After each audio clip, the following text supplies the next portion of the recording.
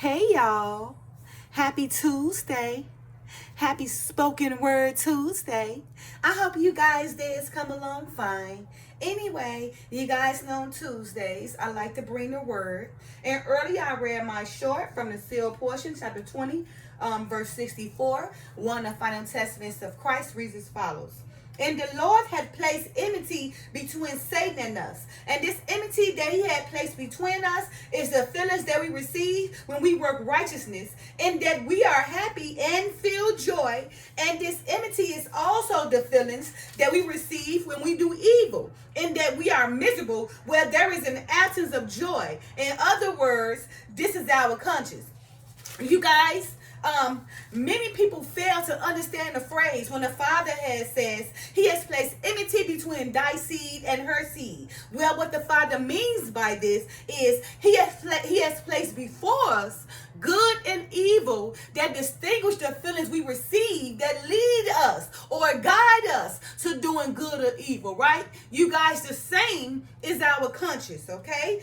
So we must understand that conscience and enmity, it goes hand in hand, right? Because the enmity itself is the feeling we receive when we do good or we do evil, right? Which is the same thing as our conscience that guides us, right, to doing good or evil.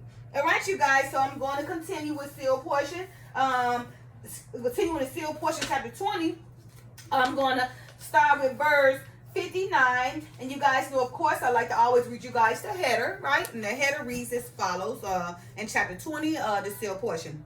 Adam continues to explain the gospel and the commandments of Jesus Christ. He explains the evil of money and worldly possessions and gives the commandments pertaining to them. He expounds on and explains the evils of the family unit, okay? All right. So, starting with verse 59, sealed portion reads as follows. And ye would not need these leaders or these churches if it were that ye obeyed the commandments of God. And if ye obey the commandments of God, ye should have the Spirit of God to be with you. And by this same Spirit, ye should know the truth of all things. All right? So the Father's saying, you guys, if you guys just obey the commandments, you know, and everything, then you won't need the commandments of men, okay? Right? You will have the Spirit of God to be with you, to lead you, right? And the same Spirit will lead you to the truth in all things, right? So he's just saying you will need the leaders or nothing like that if you guys obey the commandments. Because right now, the leaders in the last days are scoffers, right? And just selling you dreams, right? And your itching ears is just waiting to hear them, right? So you can be led down the wrong path. But again, if you follow, the commandments of the Father instead of the commandments and the precepts of men, then you will need the leaders, right? You will only be led by the truth of the Father, and spirit and truth led by the Holy Ghost, to be revealed to all the truth. All right, verse 60. But I would that ye should understand these things, and also that ye should understand the commandments of God, that ye must live by in order to have the Spirit as your constant companion of all the days of your life. And for this purpose have I gathered you together, even that I might teach these things unto you. And as it is that your feet take you through this life, and make a record, as it were, of all those things that you did during your life. Yeah, even that your feet carry you forth unto works of righteousness or works of evil, according to the law of free agency, which had been given unto you. Therefore, Satan had power to bruise you. Satan had power to bruise your heel, and that he caused you often to do evil, and bruised the works that you do in the days of your probation. So you see, the Father trying to get you guys to understand, right, that you have to live by the commandments, okay? You got to have the Spirit as your constant companion all the days of your life, right? And for this purpose, he are gathering us together, right, so that he might teach these things unto you. Of course, using his servants like me to teach these things to you, right? Right, so, as your feet, take you through life, right? And make a record of all the works you've done alone with your feet throughout your life. Yeah, right? That your feet would carry you, right? To doing forth works of good or works of evil, right? According to your right of free agency, right? That's been given to you. So you got to be careful, because Satan has the power to bruise your heel, okay? And cause you to do evil, right? And he also bruiseth the works that you're doing all through your probation. Right? So be careful not to allow Satan to leave you, okay? Verse 62. And these bruises can cause you to stumble and walk unsurely in the straight and narrow path that the Father had prescribed for us and had directed us to follow. And Satan had been given power to bruise our heels all the days of our life. You see? Because remember, the Father gave Satan, he the prince of the air, gave the power, right, to bruise us. The enmity placed between us is Satan, right? So we got to be careful not to follow or be convinced by the works of Satan. You know, telling us, oh, he gonna give you the kingdom, and people go fall for it. Yeah, they get the kingdom, and they had the kingdom temporarily, then they fall and become miserable. That's that enmity, right? First you had in the beginning that joy of owning the kingdom, right? That enmity of feeling good. Then you had the enmity of miserable, you know, and sadness, because that same feeling you received was temporary. Now it's gone because you allowed Satan to convince you. All right. Verse 63. But in the end, yeah, when we finally come to an understanding of the righteousness of the Father and the commandments that he had given unto us, then shall we have the power to crush the head of Satan. Or in other words, destroy his kingdom with righteousness. Okay, so the whole thing is to destroy Satan. To destroy Satan is to destroy him with righteousness, right? Don't let him to convince you to do evil, but do good in all your works throughout the probation of your life. That way, you'll be led by the Spirit all the days of your life instead of be led by the devil all the days of your life, experiencing joy, experiencing evil instead of joy. All right, verse 64, which is the short I read earlier to you guys. And the Lord had placed enmity between Satan and us. And this enmity that he had placed between us is the feelings that we receive when we work righteousness, and that we are happy and feel joy. And this enmity is also the feelings that we receive when we do evil, and that we are miserable where there is an absence of joy. In other words, this enmity is our conscience. Again, you guys, for many people fail to understand the phrase when the Father says he has placed enmity between thy seed and her seed, right? What the Father means by this is he has placed before us evil and good to distinguish the feelings we receive that leads us to doing good and evil. You guys, the same is our conscience, okay? Verse 65.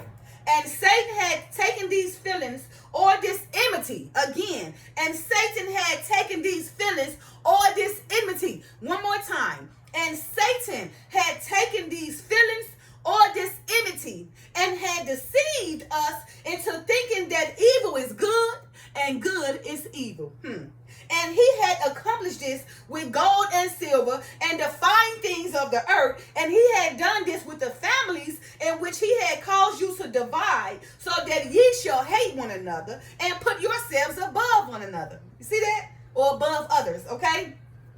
Again, it's Satan, right, that's taking these feelings or the enmity, right? And he had deceived you into thinking that good is evil and evil is good, right? And he has also accomplished this with all the gold and silver, right? All the fine things on earth, right? That you guys go so heads over heels for, right? And he had done this, okay, with the families. He had caused to divide us all, okay? So we would hate one another, right? And put ourselves above others. Verse 66. When ye are engaged in the pursuit of the things of the world. Again, for when ye are engaged in the pursuit of the things of the world, one more time there. For when ye are engaged in the pursuit of the things of the world, or mammon can be money, the world, silver, gold, or mammon, as it had been called, then ye make that pursuit your God. Okay? And it is from this that ye receive your happiness. So, you remember, see how important that is, right? When we are engaged in the pursuit of the things of the world, or mammon, which it has been called, right? We make this, our pursuit of God, okay? And from these things is how we receive our happiness, okay? And ye are happy when ye think on the things that ye own, even your houses and your clothes and your possessions, and all the things to which ye have given a value that do not sustain your life. Even the life that required only food and simple raiment and a simple shelter to survive. So you guys see that, right? Now he says so when we are engaged in a pursuit of the things of the world or mammon, has it been called, right? We receive from these things what we consider our happiness, right? And then, when we are happy, we think of the things that we own, our possessions, our gold, our houses, our cars, our clothes, right?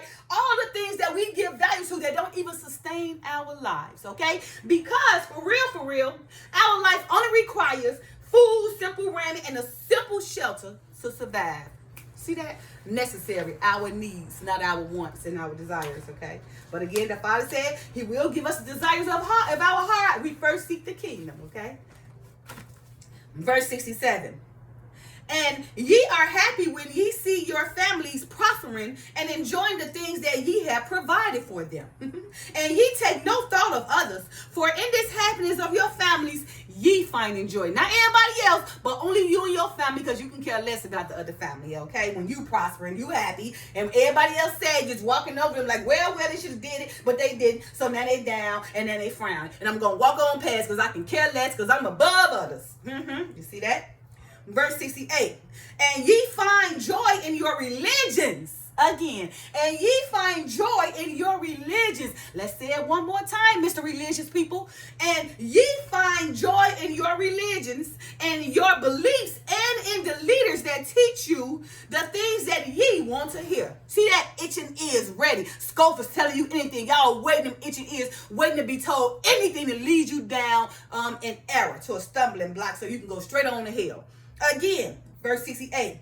And ye find in your religions and your beliefs and in the leaders that teach you the things that ye want to hear. Even preaching those things that support you in that which ye believe. Right? You okay when somebody tell you things you want to hear, and if you believe it, if you believe it, it's right, even though it's wrong. But if you believe it and you want to hear it because you got itching ears, you are agreeing with it. Even if it's going to kill the whole America. Because you believe it, you like it, and it benefits you, you're going to agree with it. Okay, and ye should find happiness and joy in the pride of your nations and your countries and the armies and the means of force that protect you within the borders thereof. Verse 69, and in this way had Satan used the enmity that the Lord had placed between him and us to deceive us and lull us away into carnal security, and he loveth us carefully without knowing and lead us down into the misery of hell. Carefully convinces us, right?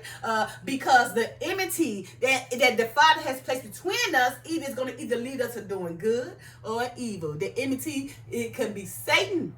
Basically, it is Satan. It's the evil or good. It's our conscience, okay? So it can be good, it can be evil, it can be Satan, it can be joy, it can be miserable. It can be what you make it. It's your guide. It's your leaders that lead you to doing the right thing or the wrong thing. The same as our conscience, okay? It's the same thing.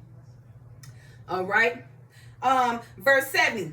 And I would that ye should know, my beloved children, that any institution that is set up among you that shall be a cause of your disobedience of the commandments of God shall also cause your destruction. So you see all the people okay, so I went and I got my education too, okay? But at the same time, I realized, I told y'all the reason why I stopped at my master's. So no, I got my associates.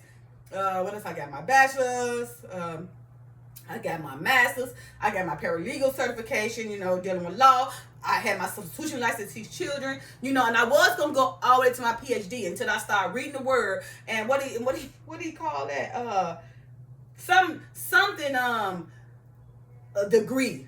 Some degree. But it was something with the Bible, and he considered all that other education secondary education, right? And of course, all that education a lot of goes against God, right? Because they teach you to follow the things of man than to God, the things that can heal you and protect you. They go above God and believe what the man says. So they put everything in these books so you can learn of man instead of the Father. So what it does is cause you to disobey the commandments, which in turn destroys your life. But when you get older and you realize, you wake up and be like, oh my goodness, that system just failed me. But I'm glad the Father has finally awakened me. I'm glad the Father's chastised me because he loved me. He's gathered me. He restored me because why? He want me to work for him. He find me worthy enough so that I can be awake and edify my others. Okay. All right. Verse 71. Again. And it is the commandment of the Lord that we should love each other according to the eternal laws of heaven.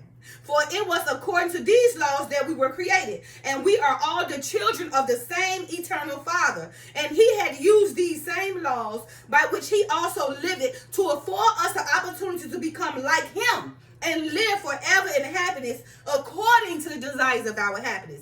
And all of the unions that we create among ourselves, as well as the covenants, the contracts, the bonds, the obligations, the oaths, the vows, the performances, the connections, the associations, or expectations that we enter into during the days of our probation have an end when we are dead. So all that stuff you think you create on earth, you can't take it with you. When it died, it's dead too. Somebody has to take over, okay?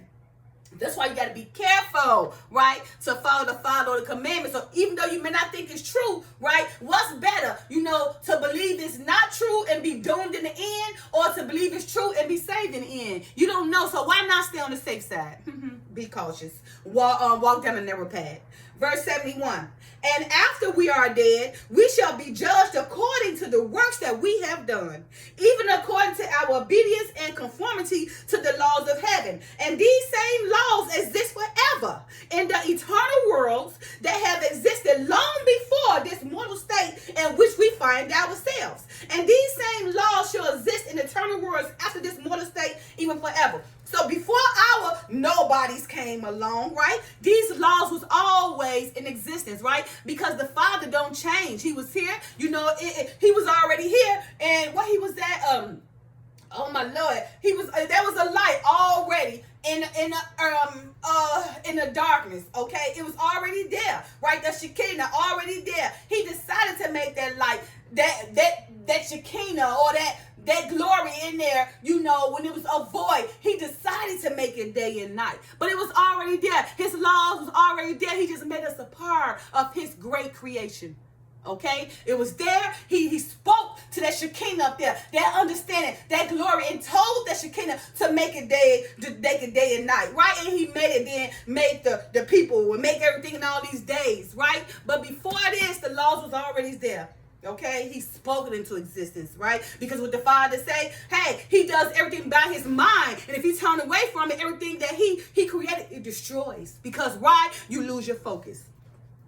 All right. And again, and after we are dead, we shall be judged according to the works that we have done, even according to our obedience and conformity to the laws of heaven. And these same laws exist forever in the eternal worlds that have existed long before this mortal state in which we find ourselves. And these same laws shall exist in the eternal worlds after this mortal state, even forever. Okay? And all things that are not established by the Lord according to his word, which word is given according to these eternal laws of heaven, shall be thrown down and shaken and destroyed, and shall not remain after we are dead.